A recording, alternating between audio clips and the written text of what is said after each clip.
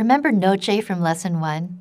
He's the horse who spooked at a mountain biker and taught me how feelings of fear can be contagious at a visceral level. Well, that horse taught me several more unexpected lessons over the years. Today I'm going to share the story of how he taught me the true power of sadness. And I might have to shed a few tears now and then, so I'm warning you.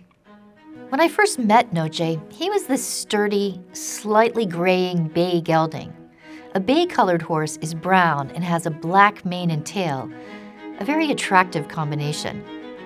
Noche was fearless on the trail and deeply mistrustful of humans. Over the years, I formed a close partnership with him, but sometimes just looking into his soulful brown eyes, I felt tears welling up inside. I didn't want to upset the poor guy, so I kept him away from riding students, especially those who had emotional issues. The strange thing was that he refused to be shielded from their sadness. He would actually seek out people who were on the verge of a good cry. One day, I finally let Noche interact with a client he seemed attracted to. He walked over to her, looked at her in a certain way, and the tears just began to fall down her cheeks. This normally shy and nervous horse stood next to this gently sobbing woman unrestrained. He actually allowed her to hug his thick, furry neck, and the whole time he was sighing and licking and chewing. These are equine signs of release. What's even more amazing is a single tear rolled down his left cheek. Then he sputtered, kind of shook his head, and wandered off, leaving us dumbfounded. The next day, he refused to let this same person halter him because he was still a head-shy horse, but his eyes were brighter. His demeanor was more confident and trusting. After witnessing this phenomenon with numerous people over the next few months, seeing the old cow horse soften a little more each time, I decided to meditate with him on the subject of sadness. I got the distinct impression Noche thought that our human ability to cry was a special gift. We like to think of our big brains, opposable thumbs, or gift for constant chattering as the real human talents. But to Noche, it seemed that our ability to shed tears was one of our species' greatest assets. Since then, I've seen other horses release a tear or two in emotionally appropriate situations, but they can't engage in that cathartic sobbing we humans use to clear the air like a desert storm. Some horses, like Noche, will walk toward a weeping person and stand next to her, sighing, licking and chewing, visibly engaged with an emotional release that seems to benefit them both.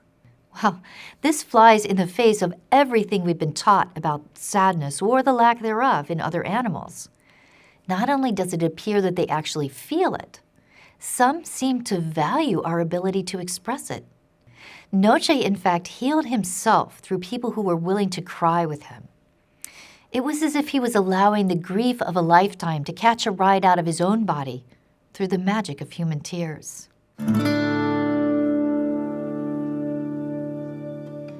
By Carla McLaren's definition, domesticated horses rarely experience true sadness, simply because they have few choices in life. But many carry loads of grief, sometimes leading to depression, fear, and mistrust. In the wild, a colt might stay with his original herd for 2 or 3 years. He'll be playing with his brothers and sisters and learning from his father and mother. Fillies tend to stay longer. Even when they're seduced or encouraged to leave their bands, female horses tend to migrate in the vicinity of their relatives, meeting up now and then at the watering hole, and male horses will often do the same thing.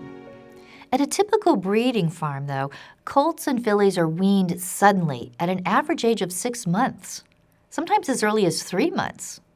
Mares and foals call frantically to each other for several days afterwards. It's absolutely heartbreaking to witness. Eventually, they resign themselves to the situation, yet they are forever changed. And people wonder why broodmares are known to attack human handlers after giving birth. I actually see many horses weaned in this way showing signs of what we call attachment disorder in humans. This term describes disorders of mood, behavior, and social relationships. Attachment disorder arises from a lack of attention, a lack of affection, and a lack of socialization from primary caregivers early in childhood. Experiences of neglect, abuse, and most notably, as many domesticated horses experience, abrupt separation from parents, all of these things contribute to attachment disorder. In humans, this happens when such episodes take place between 6 months and 3 years of age. Attachment disorder in people can also result when a mother is extremely depressed and therefore unresponsive to her child's attempts to communicate and be comforted. According to the polyvagal theory by Stephen Porges, which we talked about briefly in Lesson 1, all mammals need safe, caring experiences of social connection. Fragile infant nervous systems need adults to convey a sense of security, warmth, and acceptance. This is essential to the proper development of a child's nervous system. By answering our cries of discomfort, hunger, confusion, and fear, by soothing our overstimulated nervous systems, by showing us there is someone rooting for us to grow, smile, and embrace new experiences, we develop trust in people and animals, in ourselves, and in the world. Physiologically, secure, loving adults regulate their children's nervous systems and over time teach their children how to self-regulate. So you can see how horses who are ripped away from their mothers would also develop overreactive nervous systems. Flighty, nervous, dysregulated, sometimes overly aggressive behavior in horses is actually considered normal in many barns. Part of why some trainers believe that a horse's spirit needs to be broken to make him more compliant. But people diagnosed with attachment disorder exhibit many of these same behaviors.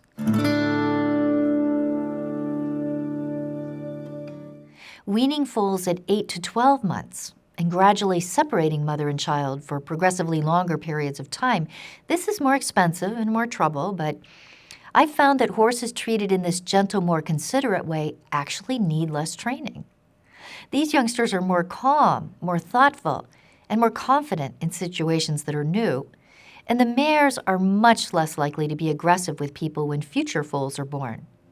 At my Arizona ranch, I actually have 3 generations of horses who've been weaned slowly and put back with their mothers and other family members after the milk dries up.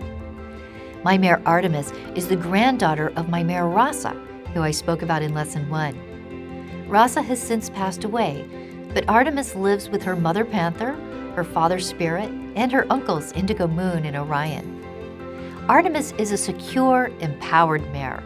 She's always the first to run towards something new with confidence and curiosity. She has lots of opinions about things, but she's also willing to negotiate. She engages in a real give-and-take relationship with humans.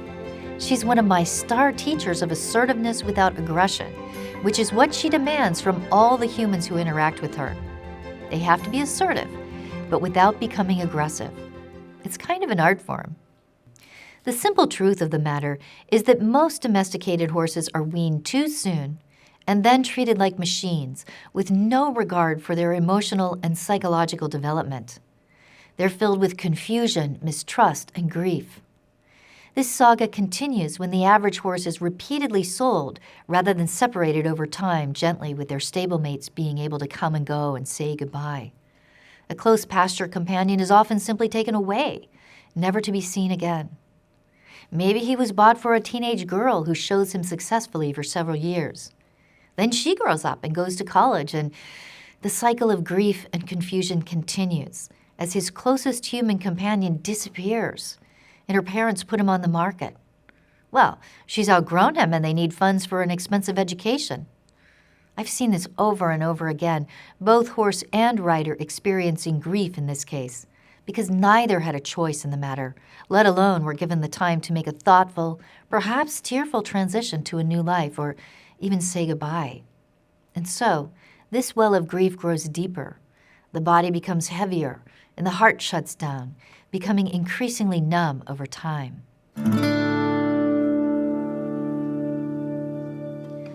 Transitions are a part of life. As much as we like to believe we rule our destiny, even humans don't always have control over circumstances, relationships, life, and death. Scientists have proven that tears help us release at a physiological level allowing us to cleanse our sorrows, rejuvenate, and reopen our hearts to life. Tears also alert us to authenticity. Fearing sadness, some of us suppress the urge to cry at all costs, not realizing that sometimes tears arise when we're finally getting something right. When I was writing my first book, The Tao of Equus, I knew I hadn't gotten to the essence of certain stories if I wasn't crying while I was writing. Those tears let me know when I'd hit something deep and authentic. My frequent workshop facilitation partner, Kathleen Barry Ingram, would later confirm that a certain chapter passed the cry test with her. That's how she put it. "Oh, you passed the cry test with me today." Sure enough, the tears people shed when reading my book often motivated them to get on a plane and travel thousands of miles to study with us. And so we realized that tears are power.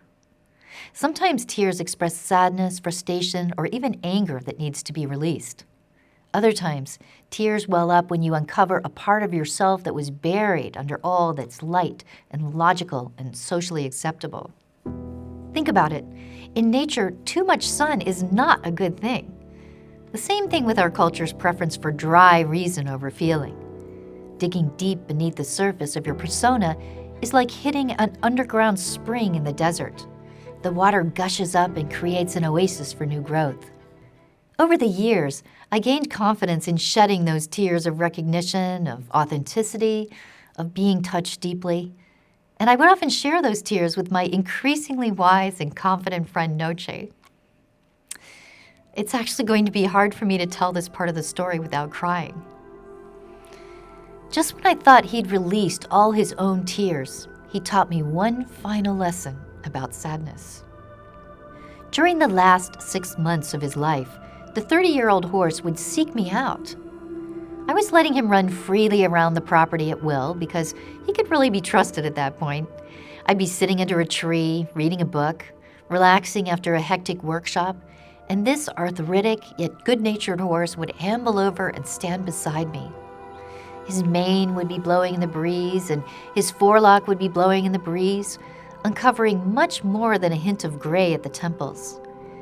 His face had taken on a pronounced sage-like quality, culminating in the intricate form of a white diamond on his previously brown forehead. He would look at me gently, and he'd rest his muzzle on the crown of my head. His breath would be blowing across my hair, infusing me with memories of our time together.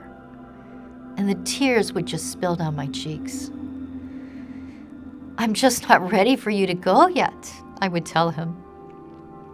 "But I will support you in leaving whenever and however you choose." And I made that commitment to him. And I would start to cry. And as I would cry, Noche would lick and chew. The next day, I would feel nostalgic, but clearer, brighter, more open to the process of letting my good friend move on. Noche, too, became brighter. Sometimes after these impromptu sessions, he would race across the property like a colt, leaping and whinnying with joy. And then he'd huff and puff with such intensity, I thought he might have a heart attack right then and there. Other times, it was so precious, he would stand quietly next to his favorite mare, a little chestnut Arabian named Mary. Somehow, by crying together, we all seemed to get used to the idea of change. Then one day it hit me. Noche was recovering the power and choice of sadness, of releasing his attachment to his herd, his numerous human friends, this world, and me, so that he could soar with a lighter, stronger soul. This painting of Noche by Kim McElroy truly captures his sage-like quality, his soft, compassionate eyes, and the tear or two he would sometimes shed in the presence of people who needed a good cry, to release not only their sadness and grief, but his as well. And finally, my sadness as he prepared to leave this world. And when that final hour arrived, I was light enough to be there for him, without reservation, without clinging, without panicking, without begging him to stay for my sake. And I realized that by helping me to cry, he not only reclaimed his dignity in death, He opened my heart to infinity.